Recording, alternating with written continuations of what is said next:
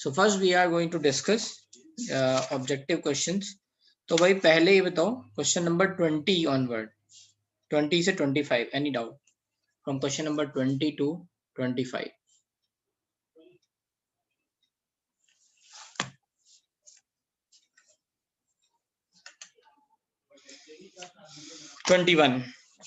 21 में बोला गया है कि 1 mole of gas is subjected to expand reversibly 10 times of initial volume.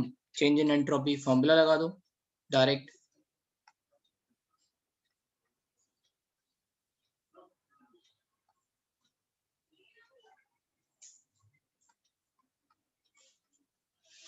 So that is nothing but delta S is nothing but NRln V2 by V1.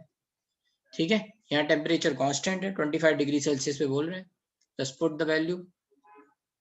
Yes, initial temperature constant मानना है, right. इससे आ जाएगा answer. Question number 21 के बाद 24 में बोला है select the correct option for the exothermic process. तो एक्सोथर्मिक प्रोसेस के लिए delta H is less than 0 है ना, delta H is negative, so that is less than 0. And what is delta S surrounding? That is nothing but minus dq system divided by t, right? So if we are talking about surrounding reaction, तो reaction के लिए dq system का integration क्या हो जाएगा, delta H. So minus of delta H system और reaction divided by t. If you are going to write, this is going to negative, so this is going to be positive, so this is positive. Question number 24. 25.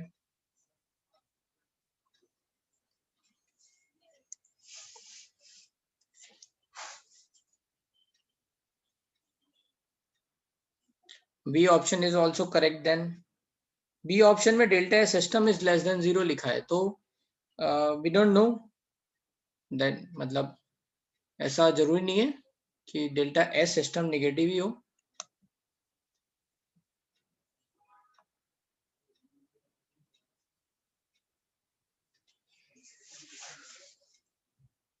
Question number 25 for the gases phase decomposition. तो देख लो PCl5 से PCl3 plus Cl2 बनेगा जब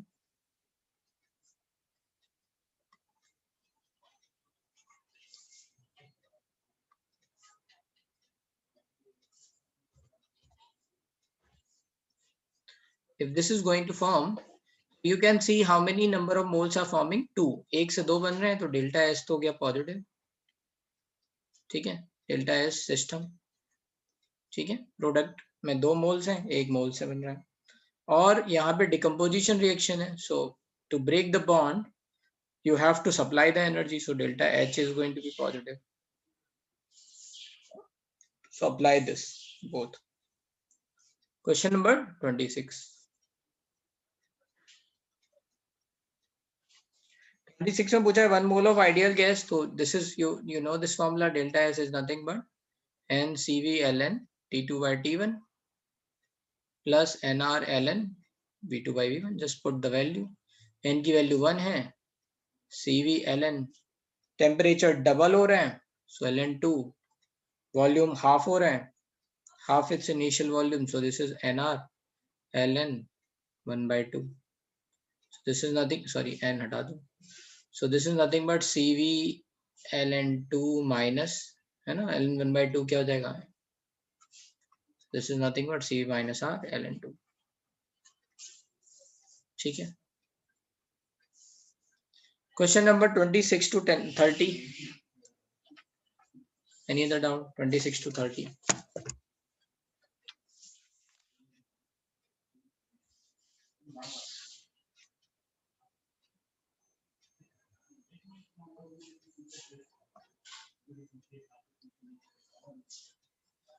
कोई doubt नहीं है. 31 to 35.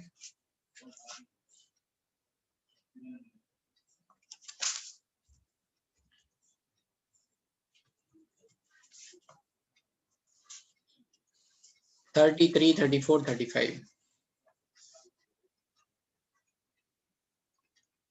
Question number 33. इसमें एक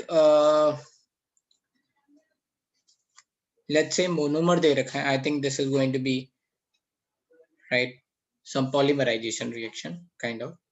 So this is given as CF2 double bond CF double bond CF2, and this is giving you some product. See, okay. Now for this reaction, delta H is given as minus 49 kilojoule per mole, correct? And the delta S is given as minus 40.2 joule per Kelvin. So you have to be clear, यहाँ पे kilojoule है, okay? Up to what temperature is forward reaction spontaneous? So just you have to check. Delta G is nothing but delta H minus T delta S. So they are saying forward reaction is spontaneous. That means this reaction is spontaneous. So for this reaction, delta G should be negative. So we are going to see delta G, you know, should be less than 0, or it could be, or you can say delta G should be negative. Now we will check. पहले equality के लिए check करेंगे और फिर उससे idea लगा लेंगे, है ना? तो डेल्टा एच क्या है? निगेटिव है, और डेल्टा एस क्या है? ये भी निगेटिव है, तो ये क्या हो जाएगा? पॉजिटिव वाला पार्ट. तो अगर निगेटिव चाहिए हमें, तो ये वाला पार्ट ज्यादा होना चाहिए, मतलब टेम्परेचर कम रहना चाहिए. तो इक्वलिटी पे जो भी आएगा, है ना, उससे टेम्परेचर कम होना चाहिए. ठीक, फिर से समझ लो, ये निगेटिव है और ये वाला part, right, this is going to be positive. Why? Delta S is negative, so negative negative positive. हम चाहते हैं डेल्टा जी नेगेटिव, है ना, for forward reaction, for spontaneous reaction we want this. So we want negative part should be more. Negative part should be more, that means positive part should be less, and that's why temperature should be less.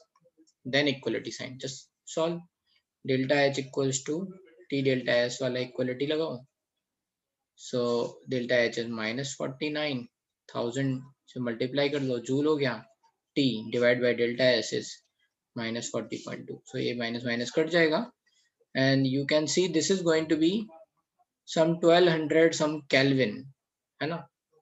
I think 1216 something Kelvin में आएगा ये. Be careful. Here they have given in degree Celsius. So just 1219 Kelvin होगा. So we are going to subtract 273. So the temperature will come 946 degree Celsius. So some of you made mistake over here. ठीक है. Question number 33 के बाद 34.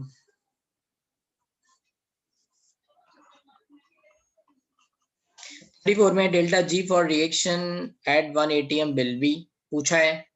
तो पहले आपको क्या करना है? For this reaction you have to calculate what is delta H.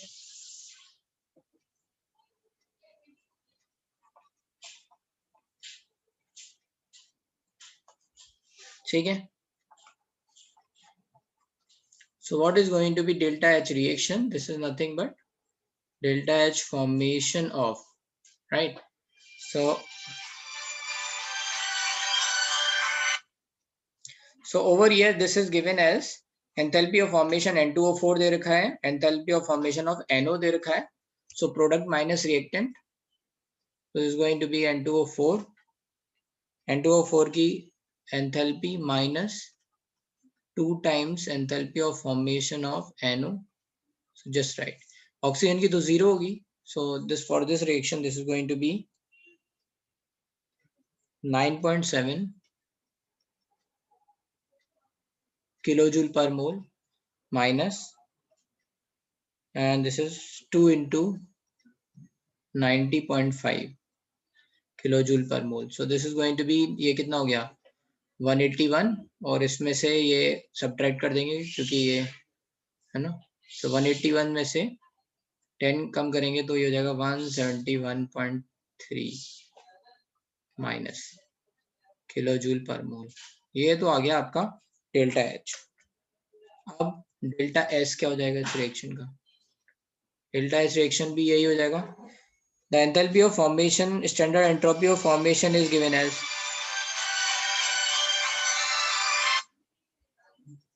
standard entropy of formation is given as So this is entropy of formation of N2O4 product minus reactant minus 2 into entropy of formation of NO plus entropy of formation of O2. Just put the value. Entropy क्या दे रखी है? N2O4 की है 304, ठीक है, minus NO की है 210, सो 420, और O2 की है 205, so 625. This is going to be minus 625 में 304 को सब्ट्रैक्ट करेंगे, so this is going to be 321 joule पर केल्विन, ठीक है।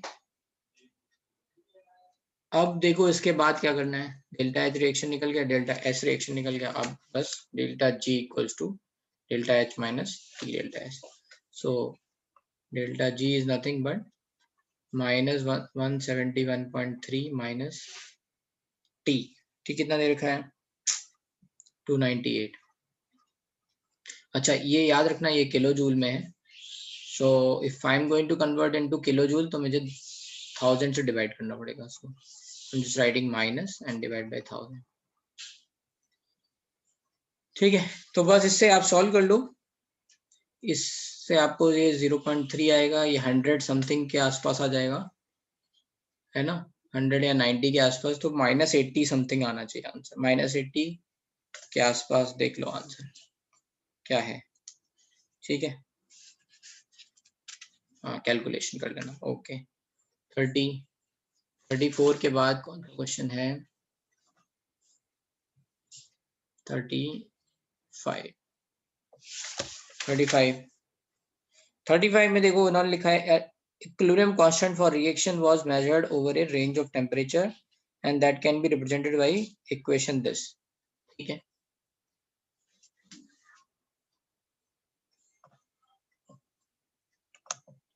थर्टी थ्री फिर से समझाओ, 33 में कुछ नहीं है, आप फॉर्मूले में फिर से देख लो, इस क्वेश्चन में ये दे रखा है गिवन है, आप चाहते हो फॉरवर्ड रिएक्शन हो जाए, इसका मतलब है आपके लिए डेल्टा जी की वैल्यू निगेटिव आनी चाहिए, तो आप पहले क्या करो, डेल्टा जी की वैल्यू 0 मान के delta H minus T delta S equal to 0, तो वो टेम्परेचर निकाल लो जिसपे ये डेल्टा जी की वैल्यू 0 होगी, तो वो टेम्परेचर आपका आ गया 946, ठीक है।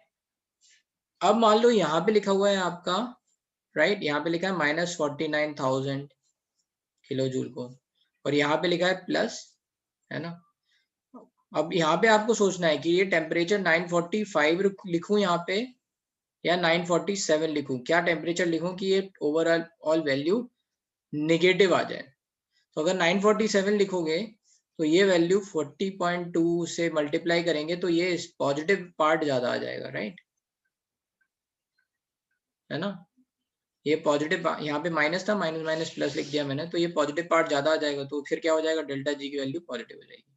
सो आई हैव टू राइट 945, तो ये मेरा क्या हो जाएगा, मैक्सिमम टेम्परेचर हो गया एक तरह से, है ना, इसके नीचे, राइट, आपको reaction will be spontaneous. Anyway, question number 35, question number 35 में क्या दे रखा है, ए से बी जा रहे हैं एंड यू नो दिस कि delta G not is nothing but delta H not minus T delta S not and that is also equal to minus R T L N K, ठीक है। तो वो वही लिखा हुआ है L N K P is nothing but equilibrium constant, ठीक है। तो इसको के लिख लो या K P is tending to it tells us कि अगर सब चीजें गैसेस हैं तो हमने प्रेशर ले लिया, प्रेशर के टर्म में, so don't worried about K P, it's just like L N K. अब इसको यहाँ से देख लो, तो यहाँ पे L N K equal to क्या हो जाएगा, माइनस, ये माइनस इधर आ जाएगा, minus delta H nought by R T plus delta S nought by R and that is given as 4.814 minus 2059 by t। तो अब आप कंपेयर कर लो, right, this is going to compare with this and this is going to compare with this, तो इससे आपको एक answer मिल जाएगा। तो डेल्टा एस नॉट की वैल्यू तो डायरेक्ट आप लिख सकते हो 4.814 इंटू 8.314 जूल में, तो ये आपका 5 टाइम्स 40 के आसपास ये वैल्यू आ जाएगी, है ना। तो 40 में ऑप्शन चेक करना पड़ेगा, तो कैलकुलेशन करके देखना पड़ेगा। एंड यहाँ पे ये देख लेंगे delta H not is nothing but T से टी कट गया तो आर, तो ये हो जाएगा 2059। अभी एक जूल में है तो डिवाइड बाई 1000 कर दो किलो जूल के लिए, into R 8.314, so this will come around 17 kilo joule. तो आई थिंक डी ऑप्शन ही होना चाहिए। And when you will put over here तो डेल्टा एच जी नॉट की वैल्यू आ जाएगी, है ना। डेल्टा एच नॉट और टी डेल्टा एच नॉट ऐसे निकाल लो, ठीक है। बताओ भाई 36 टू 40, कोई डाउट? 36 टू 40,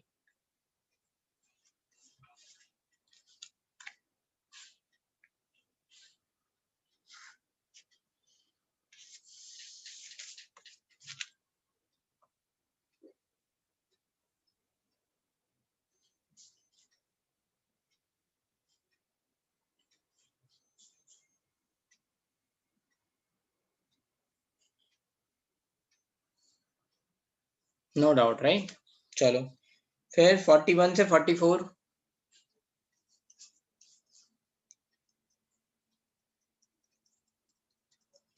ठीक है। अब ये पूरी एक्सरसाइज 1 में और 42 है, if delta S naught for H2 plus Cl2 given total change in entropy, तो यहाँ पे देख लो ये रिएक्शन में H2 plus Cl2 giving 2HCl, तो बस delta S naught reaction is nothing but, है ना, एंट्रोपी ऑफ HCl जो भी दे रखा है HCl की into 2 minus entropy of H2 plus Cl2 जो भी है एंट्रोपी ऑफ H2 और Cl2, बस ये पुट कर दो, इससे आंसर आ जाएगा, ठीक है। तो अभी एक्सरसाइज 1 में और हमारा क्या रह गया 82 से 87, प्रोडक्ट माइनस रिएक्टेंट करना, ठीक है। 82 से 87 और फिर मैं पूछूंगा कि कोई और ऑब्जेक्टिव में कोई भी डाउट है। 87, one mole of monoatomic ideal gas initially at pressure 2 bar, 273 is taken to final pressure 4 bar by irreversible part defined by PYV, ठीक है। Okay, so taking CV equals to 12.5 joule per mole kelvin, है ना, joule per mole kelvin, एक correct conclusion for this process. तो जो ये दे रखा है उसमें क्वेश्चन नंबर 87 में आपको याद रखना है ये पॉलीट्रॉपिक प्रोसेस टाइप हो गई, ठीक है। यहाँ पे PV -1 इक्वल्स टू कॉन्स्टेंट है एक तरह से, तो इसको कंपेयर कर लो PV/N से, है ना। तो वर्क का फॉर्मूला क्या था, P2V2 minus P1V1 divide by gamma -1। तो आपको यहाँ पे n की वैल्यू जो भी है वो रख देना, उससे आंसर आ जाएगा, ठीक है। अब या तो ये या तो ये, या फिर आप इससे नहीं आएगा, अगर प्रेशर नहीं दे रखा है तो आप क्या कर सकते हो, यहाँ पे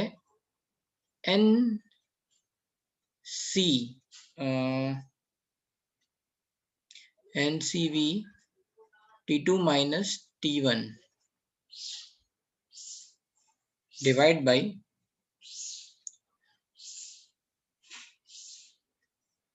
NCV, ये बस इतना, NCV T2 माइनस T1 से फॉर्मूला आएगा।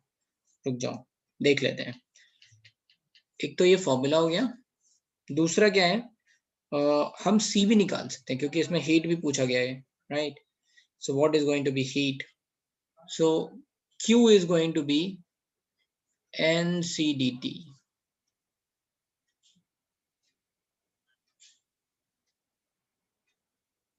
so what is C? C is nothing but CB plus R, है ना, N minus 1 minus N, sorry, so for this reaction ये मैं बस फॉर्मूले लिख रहा हूँ, C is nothing but this, तो ये मोनो एटॉमिक गैस है तो इसके लिए C की वैल्यू आ गई 3/2 R plus R 1 minus minus minus 1 तो R/2 तो 2R।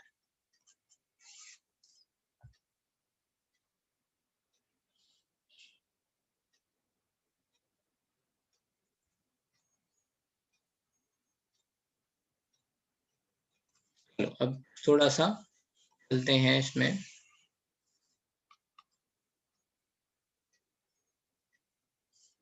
फाउंडेशन बिल्डर 36 तो हम कर चुके हैं ना, अभी किया है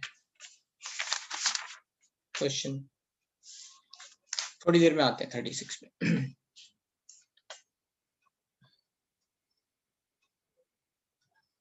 हाँ आ रहे भाई आ रहे हैं। हाँ बोलो। स्टैंडर्ड कंडक्टेंस और स्टैंडर्ड मतलब स्पेसिफिक कंडक्टेंस और स्टैंडर्ड ईएमएफ का क्या मीनिंग होता है, वो समझ में नहीं आ रहा। ये कहाँ पे दे रखा है? 32nd क्वेश्चन में ये इसके, अरे सॉरी 82nd क्वेश्चन में इसी के मतलब अच्छा पहला अच्छा ही है। अच्छा Yes. अच्छा हाँ।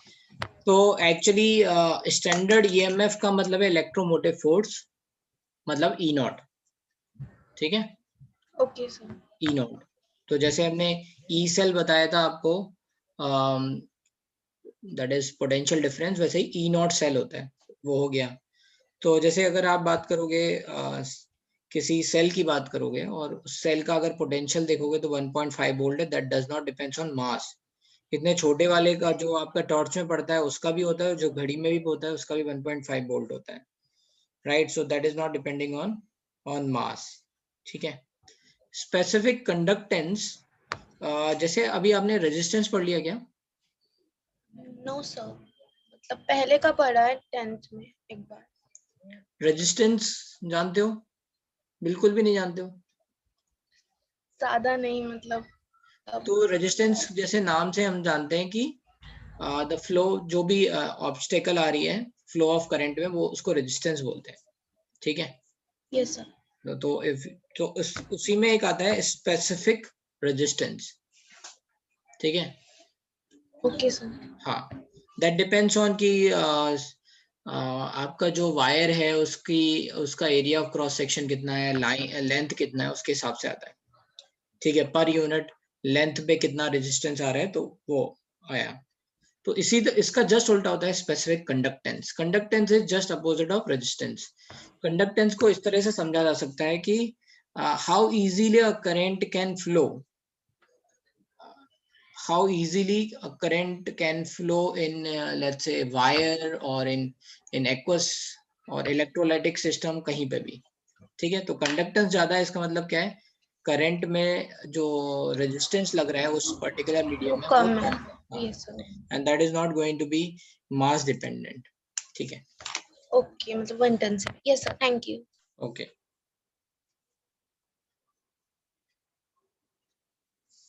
ठीक है। सो करेक्ट, मैं कहा था, तो इस क्वेश्चन में थोड़ा सा हम जो है, how is the kinetic energy extensive, half M V square, वो तो मास पे डिपेंड करती है ना।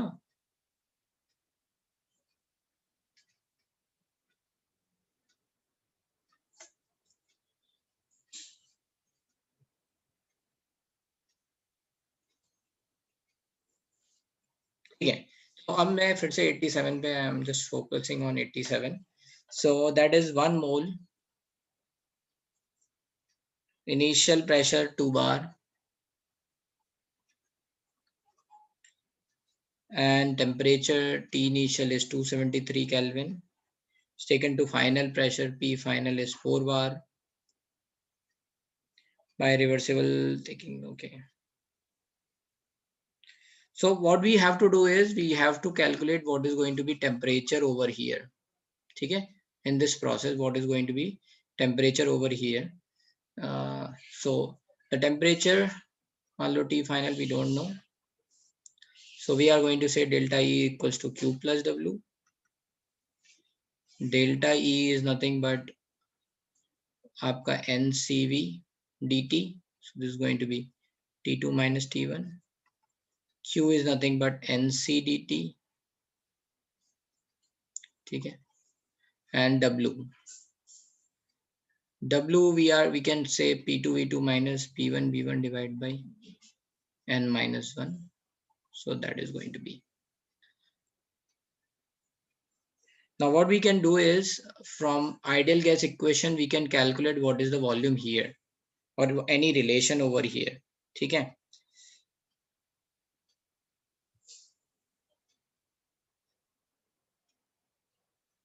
So if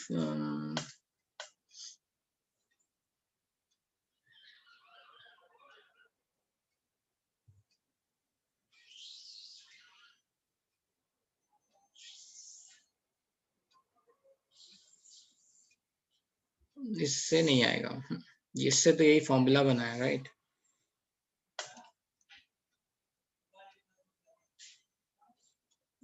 Another thing we can do is P by B है ना, so we can do V equals to nRT by P. We are going to find, let's say, by a reversible path, so we will write P external dV. Work निकाल के देखते हैं, ठीक है? P एक minute, P external dV, right? तो P external को लिख देते हैं, P is nothing but nRT by V. तो इसको इंटीग्रेट कर लेते हैं, nRT by V 1/V dV. इसको आप V1 से V2 इंटीग्रेट कर लो, और यहाँ पे आपको पता है P1 by, if we are going to write P1 by B1 is nothing but P2 by B2, so we can say B2 by B1 is nothing but, right, V2 by P1 is nothing but P2 by P1. तो that is going to be P2 4 है, 4 divide by 2, तो ये 2 आ जाएगा. बस इसको solve कर लो.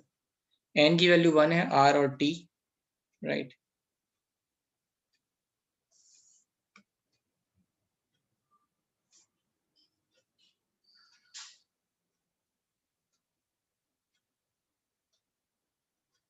हाँ, तो टेम्परेचर कांस्टेंट नहीं है, that is correct. So what we have to do is temperature को भी we have to replace.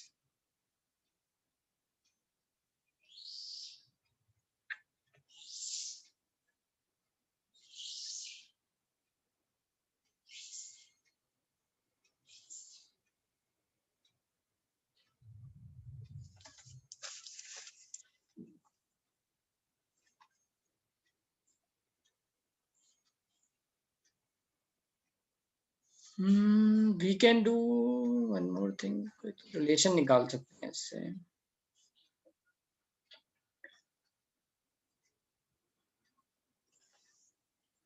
Ashu ji, sir हम V1 फाइंड कर सकते हैं ना, इंफॉर्मेशन दिया तो. हाँ, V1 हम फाइंड कर सकते हैं, तो V2 मिल जाएगा तो T2 भी मिल जाएगा ना. Correct correct correct, right. So V1 we can find PV equals to nRT से. so V1 is nothing but n की वैल्यू 1 है, R और T, so this is 273 R मतलब 22.4 divide by P, that is 2, 11.2 litre. और B2 अभी हमें निकल पता चल गया, that is right. So P1 by P2 is nothing but V1 by V2. So that is nothing but, ये क्या है यहाँ पे 1/2 है, तो ये डबल हो जाएगा, right? So this is 22.4 litre. तो टेम्परेचर T2 क्या होगा, 22.4 इंटू P की वैल्यू कितनी है, 4 बार, तो N की वैल्यू 1, R और T2, ठीक है. तो इससे ये कितना आएगा, 273 का 4 टाइम्स आ जाएगा. T2 is nothing but 1092, correct. ऐसे फिर निकाल लो, फिर तो अब फॉर्मूले से आपको ये फॉर्म वैल्यूज आ जाएंगी. आपका डेल्टा ई आ जाएगा, सी आ जाएगा, है ना, and everything you can calculate. हाँ, तो ये टेम्परेचर बस निकालना, आपको ये डिटेल दे रखी थी and we are missing this detail, ठीक है. तो उससे बस आप टेम्परेचर निकालो and you will get the. Question number 85. For the cyclic for the following process delta E is 0. A cyclic process, सही बात है, डेल्टा ई की वैल्यू 0 आ जाएगी क्योंकि वो स्टेट फंक्शन है. आइसोथर्मल प्रोसेस के लिए भी डेल्टा ई 0 है. आइसोकोरिक प्रोसेस के लिए नहीं होगा, एडियाबैटिक प्रोसेस के लिए नहीं होगा. Any other doubt?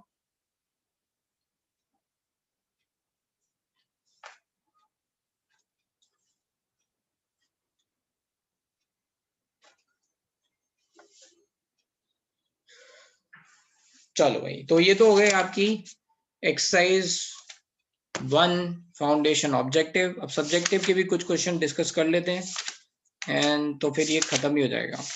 फिर बहुत सारी और भी एक्सरसाइज बची हुई है, तो सब्जेक्टिव ही कर लेते हैं. Then I will start chemical equilibrium. Delta E is 0 for ideal gas in isothermal. Yes.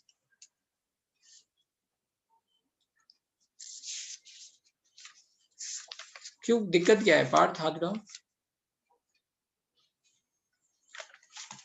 Sir, और डेल्टा ई सिर्फ आइसोथर्मल मतलब आइडियल गैस के लिए 0 रहता है ना सर? उसमें वैसा कुछ मेंशन नहीं किया गया है. मतलब रियल गैस टाइप बोल रहे हो? हाँ, मतलब उन्होंने ऐसा कुछ मेंशन नहीं किया है ना आइडियल गैस के लिए, तो हम आइडियल गैस ही मानेंगे जब तक कि कुछ स्पेसिफिक ना बोला जाए. हम आइडियल गैस ही मानते रहते हैं. Thank you sir. Question number 36 में at 25 degree celsius which of the following substance has highest molar entropy. तो गैस की सबसे ज्यादा होती है, और गैस में भी जिसमें नंबर ऑफ मॉलिक्यूल्स ज्यादा होंगे उनमें वाइब्रेशन और डिग्री ऑफ फ्रीडम ज्यादा होगा, तो इसलिए एंट्रोपी सबसे ज्यादा जिनमें नंबर ऑफ मॉलिक्यूल्स ज्यादा, सॉरी नंबर ऑफ एटम्स ज्यादा है वो होगा. ठीक है, तो C2H6.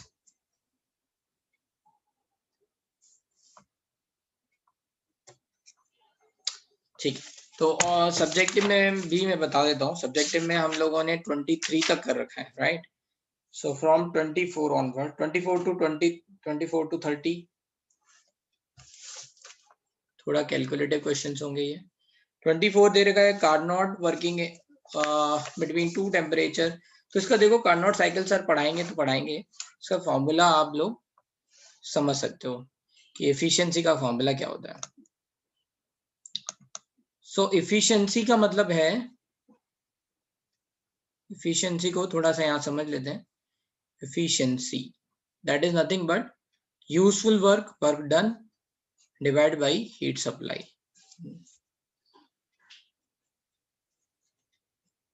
ठीक है, so efficiency is nothing but, right, that is nothing but work done divided by heat supply.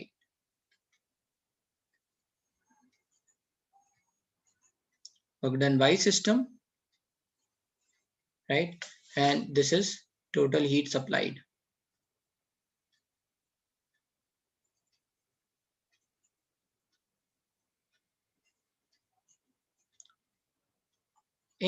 So if you are going to talk about chemistry, तो work done by the system negative रहेगा, physics में positive आता है, तो इसीलिए chemistry में जो formula है उसमें -W लिख दिया है उन्होंने. ठीक है, just to make it positive, क्योंकि केमिस्ट्री में नेगेटिव आएगा, नेगेटिव नेगेटिव पॉजिटिव. ठीक है, अभी हम फिजिक्स के हिसाब से चल रहे हैं. ओके, तो क्योंकि एफिशिएंसी की बात हो रही है, मशीन की बात हो रही है, तो work done by the system और you can say machine and divide by Q's heat supplied. This can also be written as delta G by delta H. This is the formula you can see somewhere else in chemistry. ठीक है, work done by the system is nothing but you can say delta G, useful work कितना हुआ, और total heat content of let's say any reaction or something, तो वो delta H के बराबर आ जाएगा. ठीक है, neta is efficiency.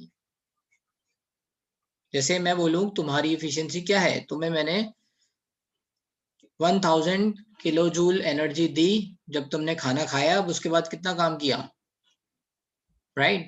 How much work you have done. So if you have done 400 kilo joule work, तो आई वुड से कि तुम्हारी एफिशिएंसी 40% हो गई. Whatever the energy you are taking, you are working, how much work you are doing from that. So efficiency. ठीक है, तो ये efficiency का फॉर्मूला है, विच इज नथिंग बट, ये फॉर्मूला किसके बराबर आता है, T2 minus T1 divide by T2. Here T2 is temperature of source, which is supplying energy,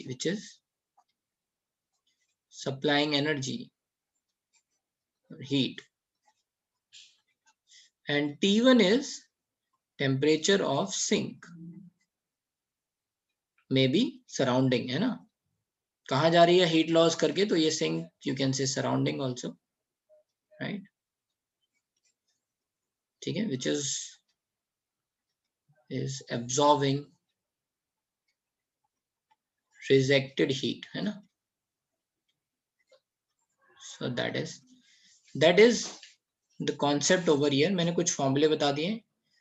Efficiency, work done by the system divided by heat supplied, which can be resulted into delta G by delta H. ठीक है. Work,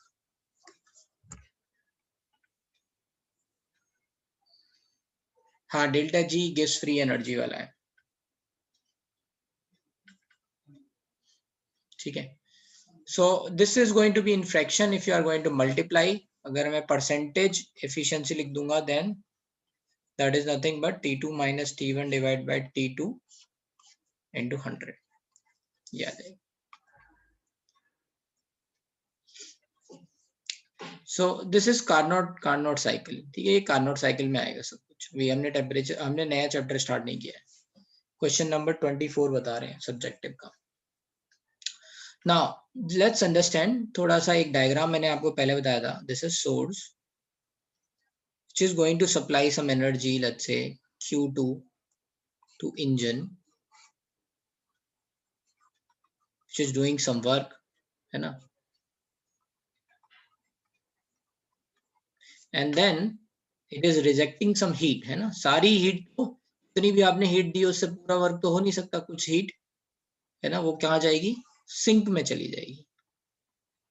That is Q1 heat which is going to be sink.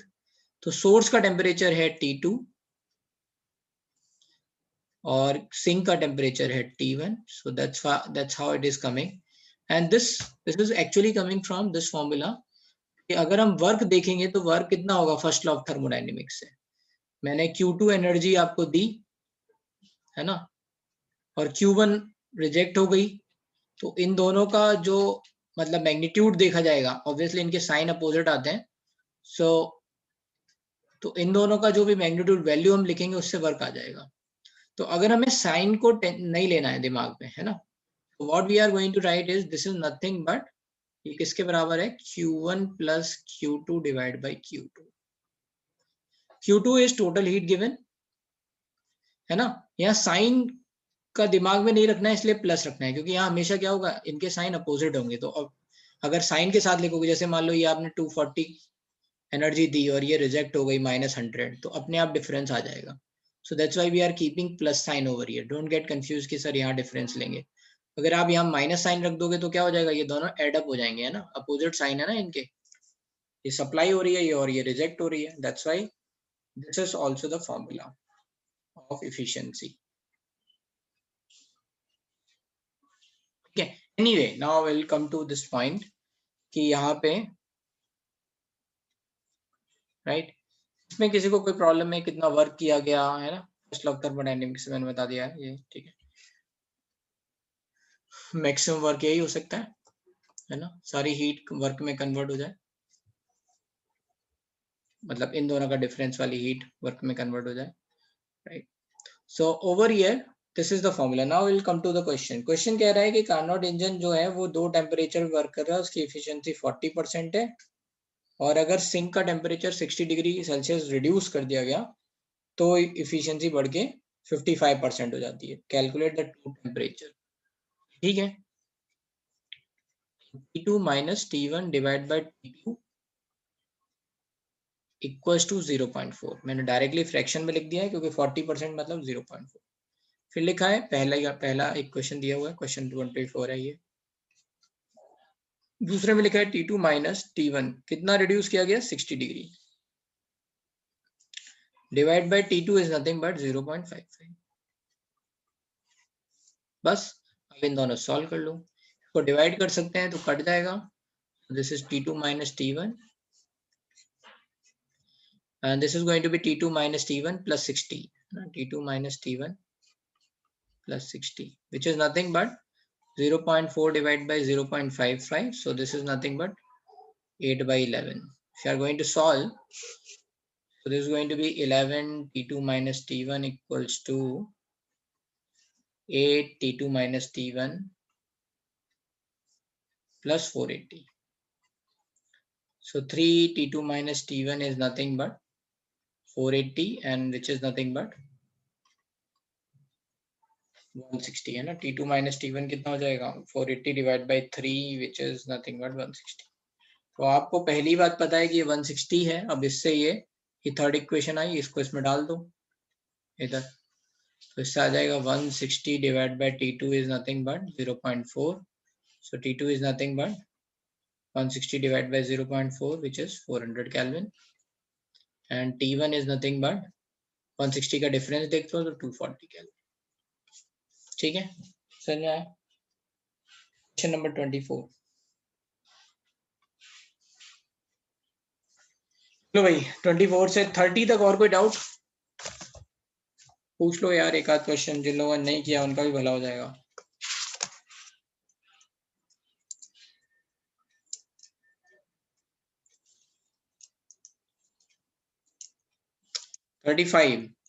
From the given table answer the following question.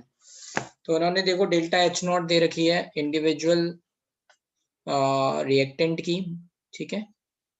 Delta G not they रखा है और delta S not they रखा है. अच्छा, यहाँ पे एक इम्पॉर्टेंट बात है कि you can check one thing. Efficiency आगे पढ़ेंगे क्या, फिजिक्स में पढ़ेंगे, ठीक है. फिजिक्स में पढ़ाएंगे सर, दोबारा से बताएंगे ये सब, कार्नोट साइकिल पूरा बताएंगे, तब आप पढ़ेंगे, ठीक है. तो मैं क्या बोल रहा था, हाँ. तो अगर आप ध्यान से एक बार देखो कि एंथैल्पी ऑफ फॉर्मेशन अगर 0 है, तो enthalpy of formation of gives free energy is also 0.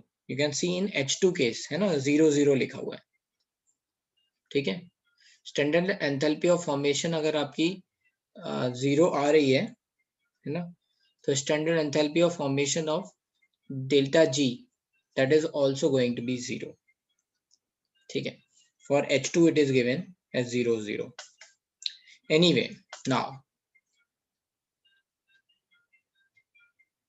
I think the answer key of 3 and 5 is interchange in the question. हो सकता है, मुझे नहीं पता. I'm just going to solve these question first time, ठीक है.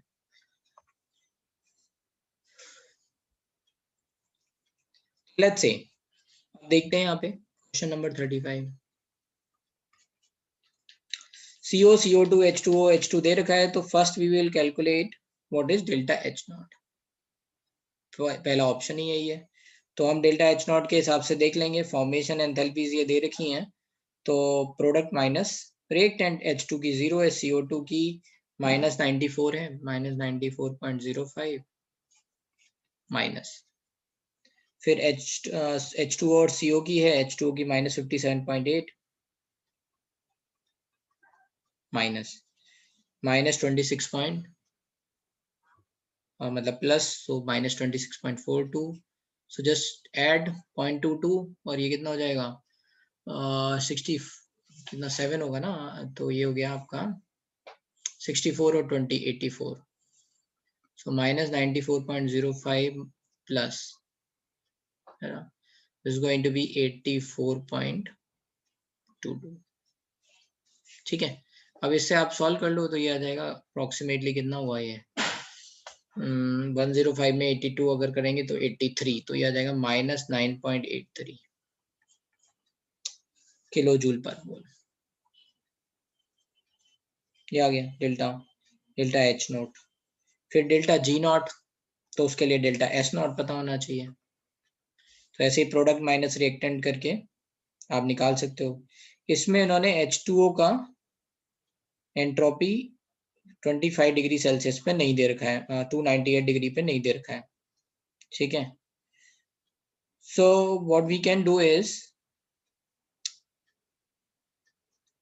अब हमें क्या करना है, फॉर H2O लगाओ,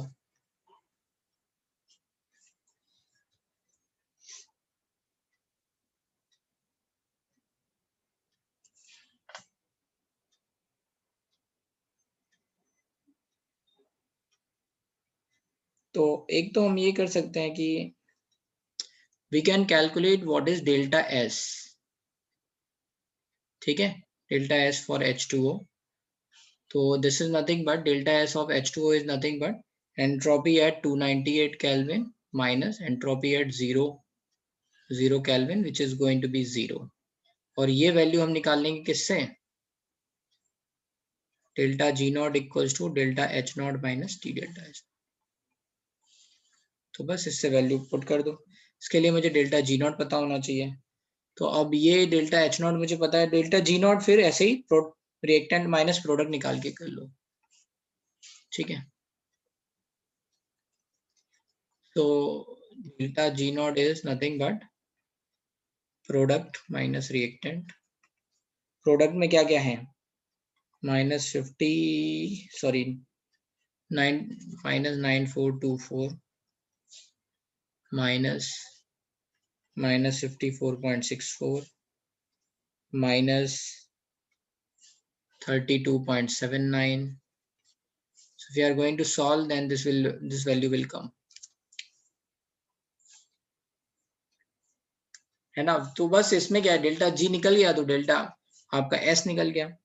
और डेल्टा H को से डेल्टा E कैसे निकालेंगे, ठीक है, डेल्टा H से E कैसे निकालेंगे, तो delta NG equals to 0. Third और फिफ्थ में क्या होगा, थर्ड और फिफ्थ के आंसर सेम ही आएंगे जो भी होंगे. थर्ड में एंड वो पूछ रहे हैं, चेंज पूछ रहे हैं, और चेंज से हम निकाल सकते हैं.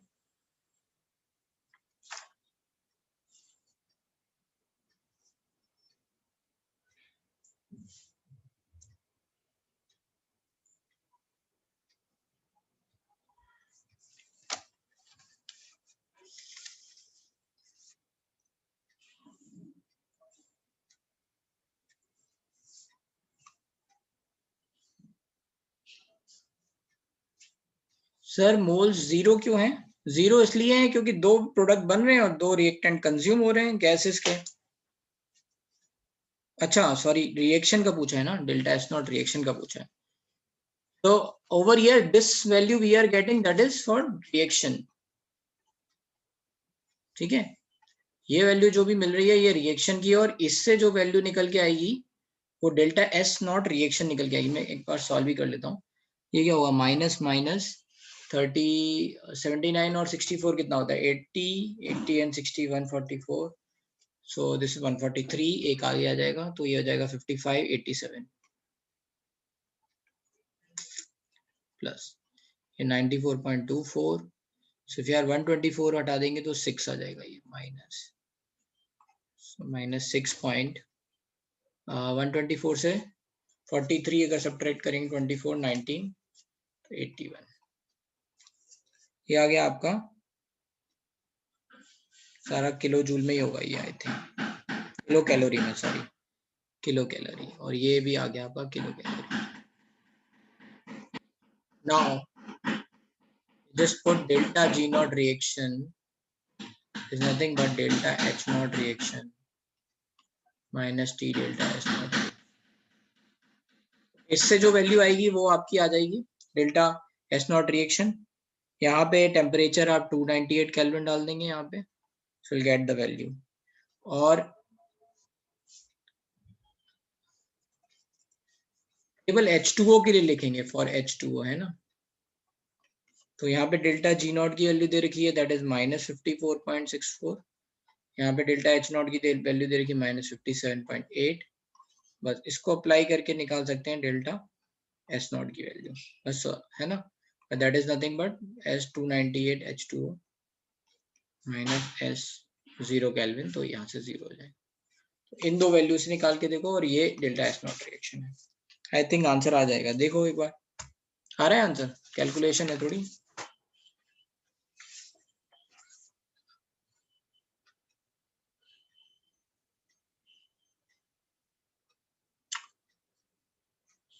ओके आ गया आंसर, वेरी गुड. और कौन सा क्वेश्चन है 35 के अलावा, any other question after 35? 36 to 40.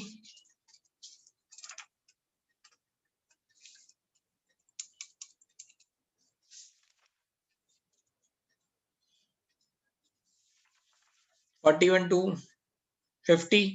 Any other doubt till subjective में? तो अब क्या करना है, क्वेश्चन नंबर 50, ठीक है, क्या करना है इसके बाद get equip to for JEE IIT JEE आपको स्टार्ट कर देना है सॉल्व करना, राइट। फर्स्ट 15 क्वेश्चन आपको सॉल्व करने हैं, नेक्स्ट क्लास में मैं डिस्कस करूंगा फर्स्ट 15 क्वेश्चन, ठीक है। 15 करके देंगे तो हो जाएगा।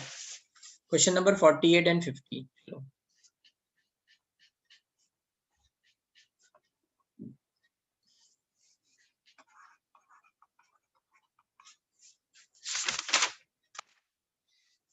क्या है, 0.5 gram of benzoic acid was subjected to combustion and bomb calorimeter at 15 degrees Celsius when the temperature of calorimeter system including was found to be raised by, तो डेल्टा टी दे रखा है आपको 0.55 डिग्री सेल्सियस, ठीक है, ये बढ़ गया।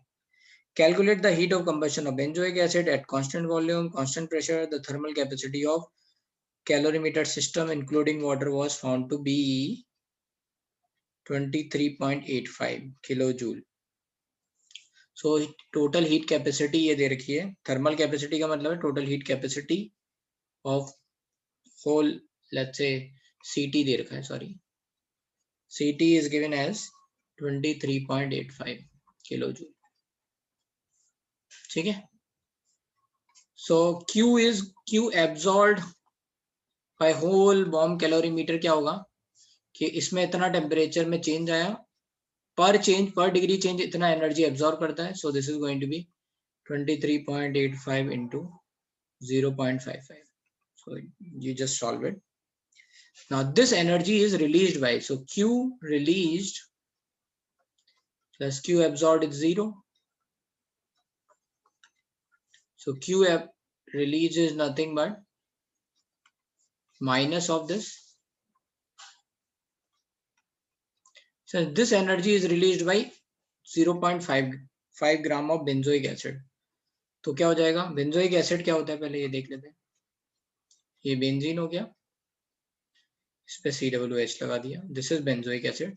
सो what is going to be formula, 1 2 3 4 5 6 6 carbon, how many hydrogen 1 2 3 4 5 और यहाँ पे 6, तो ये हो जाएगा 6 कार्बन यहाँ पे, एक यहाँ पे, तो C7H6O2। What is the molar mass, 84, 12 plus 12 into 7 plus 6 and this is going to be 32, so it is going to be 122, तो 0.5 ग्राम के हिसाब से तो इतना आया, तो Q रिलीज पर मोल कितना हो जाएगा,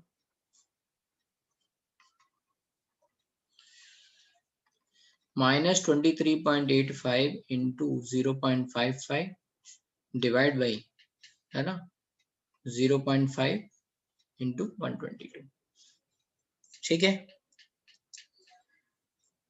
अब ये तो वैल्यू आ गई आपकी Q, ये किस पे आई होगी, क्योंकि ये नॉर्मली हमने बोला है कि बॉम्ब कैलोरीमीटर कुछ ना दे रखा है तो कांस्टेंट वॉल्यूम पे दे रखा है, तो ये वैल्यू आ गई delta E. Delta E is this, इसको सॉल्व कर लो जरा एक बार, कितना आया ये,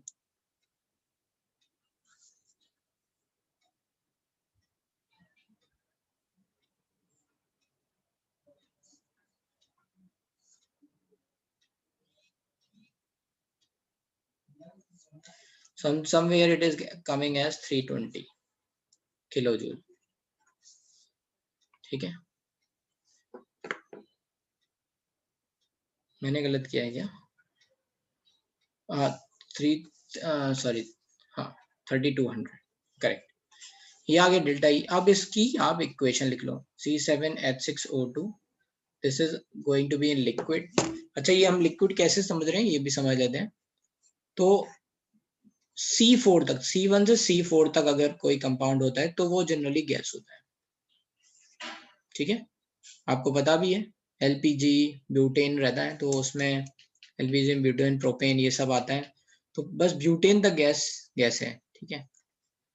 C5 से ऑनवर्ड अगर बढ़ेंगे तो वो लिक्विड में आएंगे, और C10 से और ऊपर आ जाएंगे तो उनके सॉलिड होने के चांसेस हो जाते हैं। So I am just writing liquid और solid you can write, but doesn't matter, ये गैस नहीं है ना, क्योंकि हमें डेल्टा Ng निकालना है। O2 7CO2 plus 3H2O, So how many let's say hydrogen 6 7, तो यहाँ पे ऑक्सीजन कितने हो गए 14 और 3 17, यहाँ पे ऑलरेडी हमारे पास 2 है तो 15, तो this is going to be 15/2. This is gas, this is gas, this is liquid.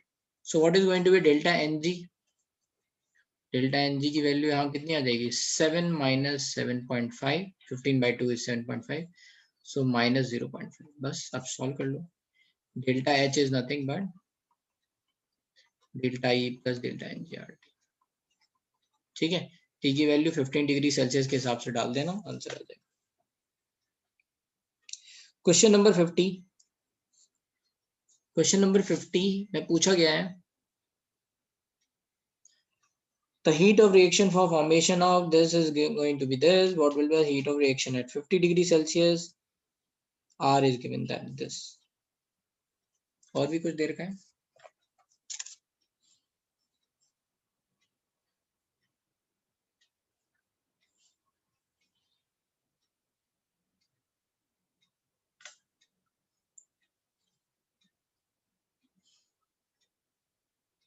अच्छा सॉरी, ओके ओके, हाँ ओके ओके. इसमें क्या दे रखा है देखो, इसमें बहुत ध्यान से देखना पड़ेगा actually, then you will be able to identify what they want to से.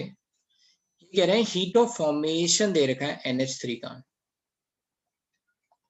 ठीक है, तो अगर NH3 का हीट ऑफ फॉर्मेशन आपको दे रखा है दैट इज -91.94, दैट मीन्स कि आपको 1 मोल NH3 बनाना है. So you have to take 1/2 3/2 H2, right? So then it will get. But ये पूछ रहे हैं कि हमें heat of reaction बताओ which is nothing but double of this. So what will happen? This delta H reaction is nothing but 2 times enthalpy of formation. ठीक है, so that's it. That is the trick over here. चलो भाई 51 से और 62 तक और कोई doubt till at the end of. समझ में आया? टेम्परेचर चेंज बॉन्ड मैटर कहाँ पे?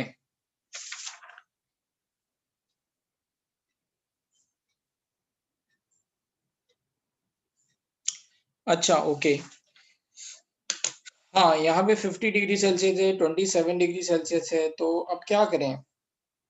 हमें कुछ पता भी तो नहीं है, सीपी वगैरह कुछ पता नहीं है, तो वी विल से कांस्टेंट. पहले वैल्यू देखो,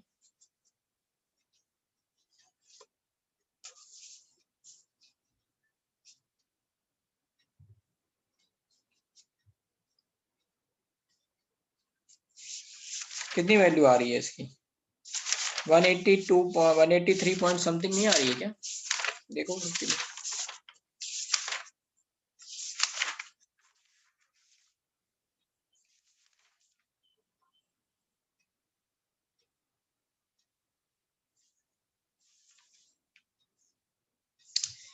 93.087.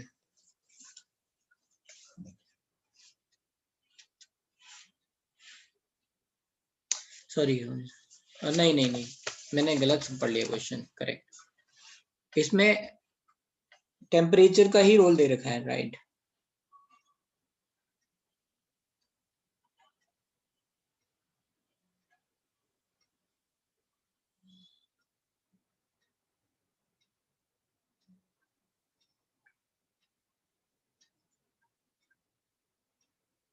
नहीं नहीं, ये क्वेश्चन नंबर 50 में फॉर्मेशन नहीं है. The question is saying the reaction, the heat of reaction or the formation. Temperature का ही रोल है.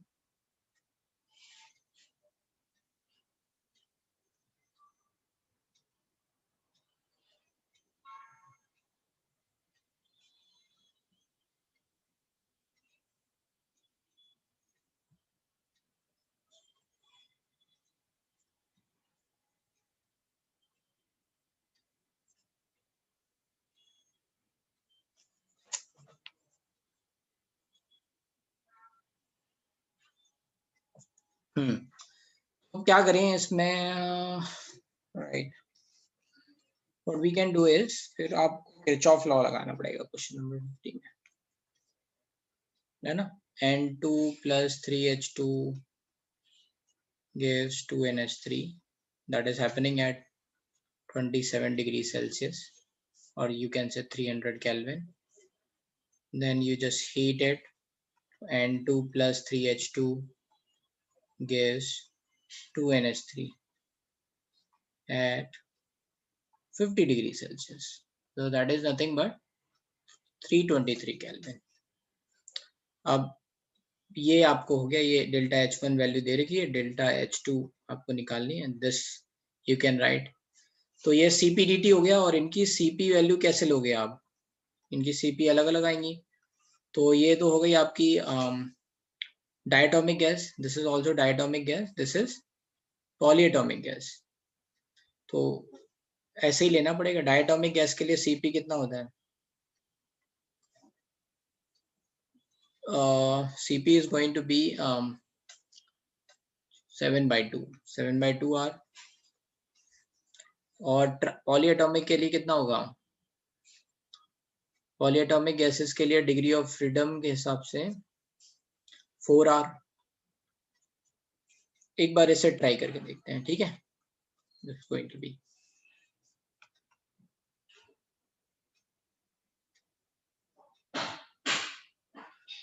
ठीक है। तो बस आप इसकी वैल्यू आप रख लो यहाँ पे आप we are going to say delta H1, I'm writing Kirchhoff law, plus Cp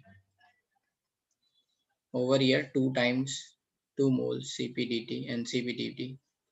This is nothing but 300 to 323. ये किसके लिए, NH3 के लिए, is nothing but we can write CpDT for N2, so that is 1, 3 times CpDT for H2 plus delta H2। तो इसको solve कर लो delta H1 कितना है, -91.94 kilo joule, plus 2 times Cp की वैल्यू यहाँ पे NH3 के लिए कितनी, 4R। यहाँ पे डिफरेंस कितना आ जाएगा T के हिसाब से, 23, which is nothing but Cp यहाँ पे कितना है, 3.5 into 23, 3.5R, प्लस यहाँ पे कितना हो जाएगा 3.5 into 3, so this is 10.5R into 23 plus delta H2, so this is -91.94 kilojoule. ये कितना आया, ये 8R हो गया है ना, और ये कितना हुआ 14R। so if this is going to go here, so it's going to be -6R, so -6R की वैल्यू कितनी हो जाएगी, 25/3 ले लेते हैं, into 23 डिवाइड बाय 1000, क्योंकि ये किलो जूल में आना है, then it is going to be delta H2। बस आप यहाँ से देख लो, this is going to be 50 into 1150 divided by, so -91.94 minus 1.15, तो इससे आ जाएगा। देखो मैच हो रहा है,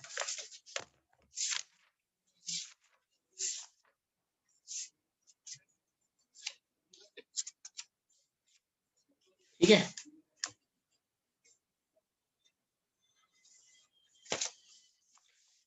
तो ये आ जाएगा 93 पॉइंट समथिंग। चलो और कोई डाउट,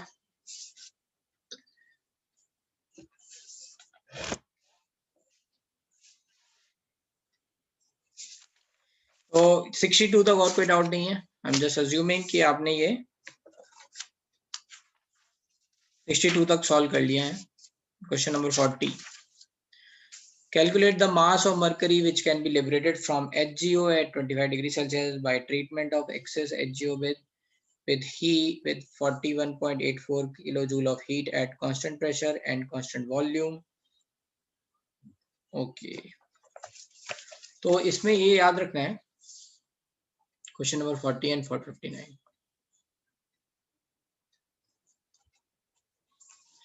HGO का ना डिकम्पोजिशन हो जाता है, दो ही मेटल हैं जो अपने ऑक्साइड से मिल जाते हैं, तो HGO को अगर हीट करेंगे ना, so then this is common knowledge, you just have to remember, ठीक है। ये मेटलर्जी में ये बात यूज होती है।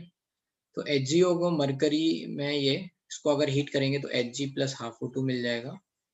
एंड सिमिलरली अगर Ag को भी हीट करेंगे, we are going to heat it, right, then we can get Ag plus 2Ag plus half O2. So remember this, these are the let's say two oxides. Generally oxides are very stable, है ना, you cannot get metals from oxide, है ना, जैसे CaO है तो CaO से calcium नहीं निकाल पाओगे, right, you cannot remove this oxygen. metals की ऑक्सीजन के लिए टेंडेंसी बहुत ज्यादा होती है, लाइकिंग बहुत ज्यादा होती है, and that's why we have to reduce it.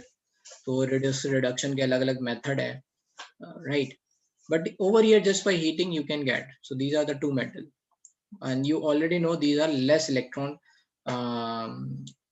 less reactive metal, ठीक है, इनका electrode potential जो है that is going to be more, production potential is going to be more, or you can say reactivity series में ये less reactive metal है, ठीक है.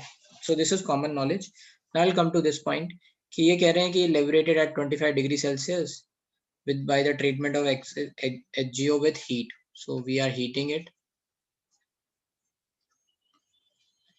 We are getting Hg plus half O2. Now enthalpy of formation of HGO is given, right? So for this reaction क्या हो जाएगा, जो भी है ना, ये तो liquid है, ये भी liquid है, ये gas है. So you can calculate delta Ng over here, ठीक है. Now you can solve again. यहाँ पे डेल्टा Ng की वैल्यू कितनी आ गई, 0.5. Just apply. इसके लिए डेल्टा H वैल्यू कितनी हो जाएगी, delta H reaction is nothing but formation of product, तो ये तो 0 है, minus formation of reactant which is nothing but minus 90.8. So this you can write delta H reaction is nothing but plus 90.8 kilojoule per mole. So this is delta H reaction which is going to be at constant pressure. Now you just have to write NGRT. So delta H is nothing but delta E plus delta NGRT. You can put the value and you can calculate delta E. So this is question number 40. That's how you are going to solve. Cross check कर लो answer match हो रहे हैं या नहीं हो रहे हैं. Okay. Heat of neutralization पे question है, question number 59. The heat of neutralization of NH4OH and HF are this. Calculate their heat of dissociation. Both are weak acid and base. So HF is, अच्छा HF के लिए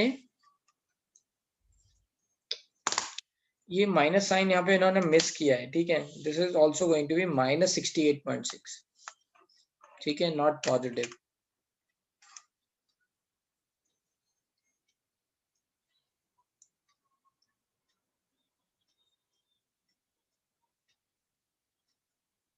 ठीक है, HF के लिए ये थोड़ा सा याद रखना है. This is exception type of thing.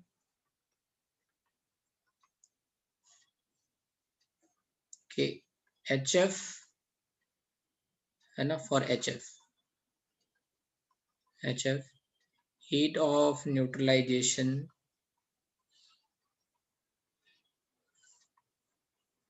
is greater than minus 57.2 या 3, है ना, minus 57.3 किलोजूल पर इक्विवेलेंट, ये ज्यादा आता है, ठीक है. इसका रीजन क्या है, व्हाट इज द रीजन?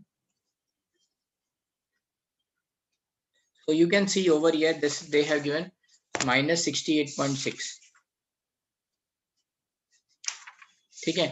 तो माइनस यहाँ पे माइनस साइन होगा, एक बार इस बात को करेक्ट कर लो.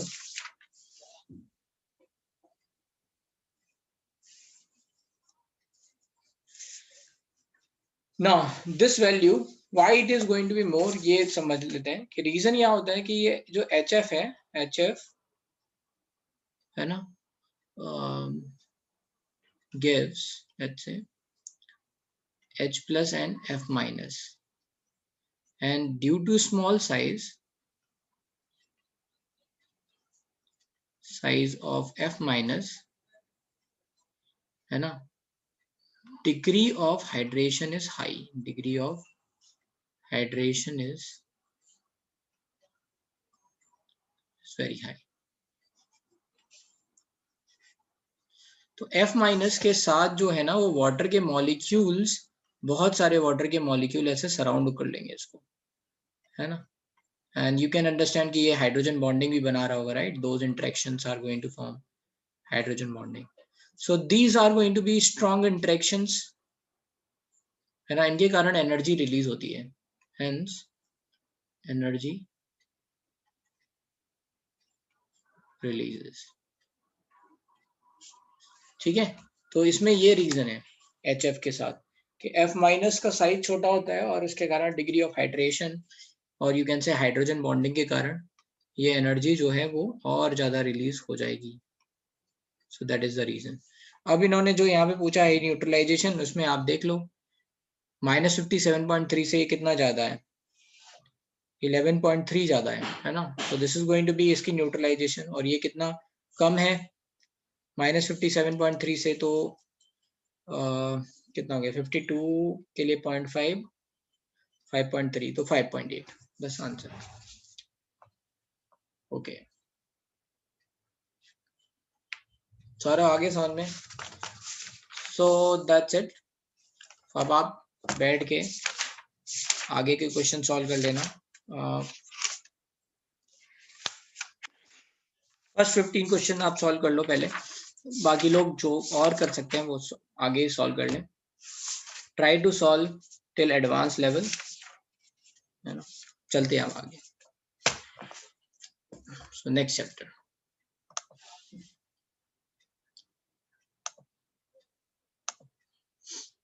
यस सर सॉरी सर, लेकिन मैंने व्हाट्सएप पे एक डॉट भेजा सर थर्मोडायनामिक्स.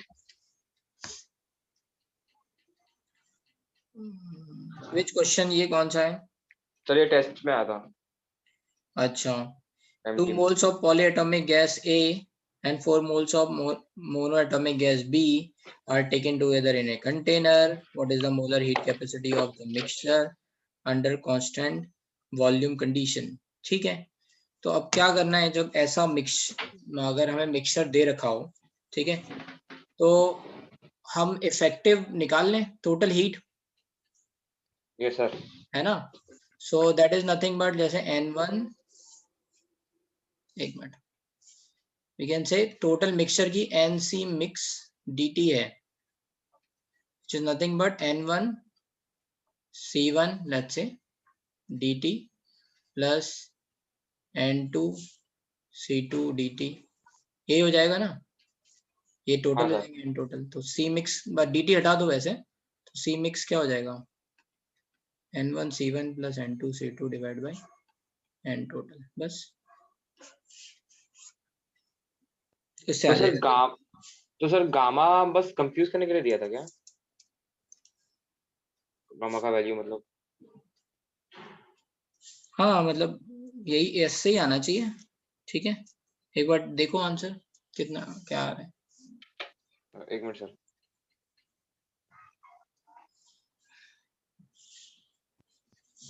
गामा से आपकी C डिसाइड होगी ना. हाँ सर. हाँ सर. ठीक है. Yes sir. आ रहा है. एक मिनट सर, मैं चेक करता हूँ.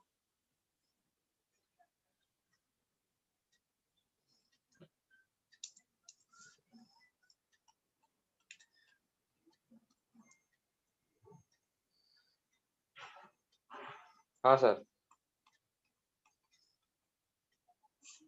हाँ सर. 2R आ गया है ना.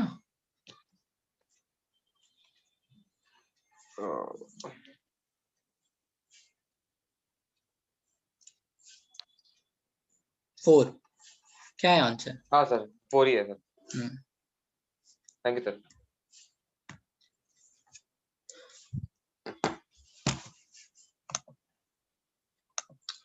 So let's start now.